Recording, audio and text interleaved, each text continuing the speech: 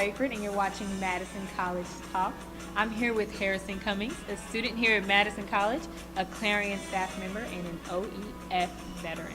Now, you are a professionally instructed gunman, correct? So it was. And a Scout Sniper platoon in the Marine Corps. Absolutely. Awesome. So, as a member of the Clarion, you did a movie review, on the American Sniper film by Clint Eastwood. So, tell us a little bit how you felt about the film. I feel like the film did a very good job of portraying what us combat veterans are going through, OEF and OIF veterans are going through, because the American public really doesn't know. The media didn't necessarily talk about the war a lot. And it does a good job of portraying that the struggles that we faced over there don't always end when we come home, and how the trauma of war really does never end for a lot of people that come back from Iraq and come back from Afghanistan. In your article, you stated that a lot of war films are Hollywoodized, and this one may have had some of that here and there, but how do you feel that this one gave off that real war feel? Parts that I thought in the film that were extremely catered to Hollywood was when Chris Kyle left his .338 Lapua sniper rifle behind on the battlefield. That really bothered me that they kind of actually put that in there, because that never happens in real life. You always, anybody in the military, whether they were in a Scout Sniper platoon, whether they were not in a Scout Sniper platoon, no matter what they did, your rifle is your life, and you do not leave that on the battlefield for your enemy to possess. Another part that I thought was not necessarily catered to Hollywood, but you think would be catered to Hollywood, is when he shot from the rooftop at the other sniper, and it shows the vapor trail coming off the bullet as it's in its trajectory. That actually happens in real life. You can actually see the vapor trail come off of a bullet through a spine scope, and that's how you spot rounds a lot of times, especially in unknown distance shooting. That's a spotter's key, is reading vapor, and that's a big deal. So I thought that was kind of neat that they had put that in the movie. For those of us who may not know, what exactly is a vapor trail?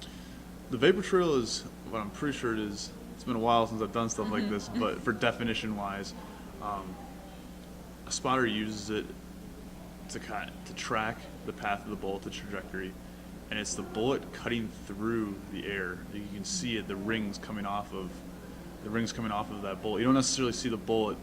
The only time you usually see the bullet is at high noon when the sun is directly above it. You'll see it's just the shine of it.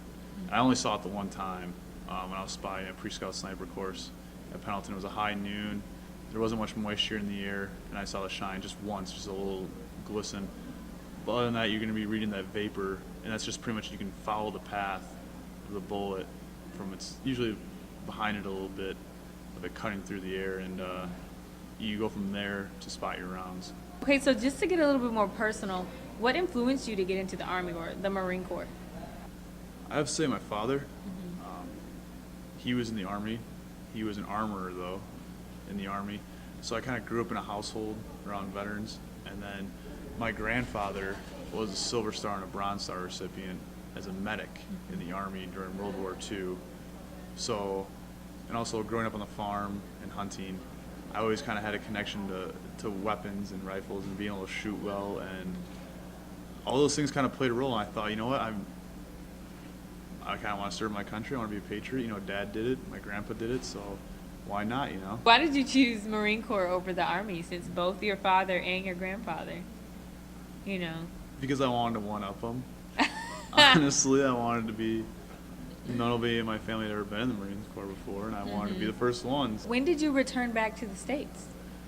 I returned back to the States from my second deployment in Afghanistan, which is the one I was in a Scout Sniper platoon on. It was late March we came back. So. Okay, and you received your honorable discharge? September 3rd, September I left 3rd. 29 Palms Okay. and came back home. Nice. And then you enrolled in Madison College. I'm assuming it was a little too late coming back in September. So what are you studying now? Just generals, liberal arts transfer, mathematics and writing, and taking an art class as well. Yeah. So. Oh, that's interesting. So do you have any specific goals yet, or you're just settling in, you know? Just settling in, trying school out, see how I like things, seeing if I do want to pursue a 4-year degree or not. Yeah. Do you have any plans on going back to the Marine Corps, or? you still have a while to make that decision. I'm thinking my time in the Marine Corps is up forever. I thought about joining the National Guard, but the way I see it is my service in the Marine Corps was revolved around Afghanistan, and I think that with Afghanistan, the war in Afghanistan being over, and with the war on terror coming to an end, I don't feel like I serve a purpose in the Marine Corps anymore. Interesting. Well, we do appreciate you coming to interview with us, and we do thank you for your service. Oh, it's my pleasure. Greatly appreciate Thank it. you. Thank Thank you. That's it for today on Madison College.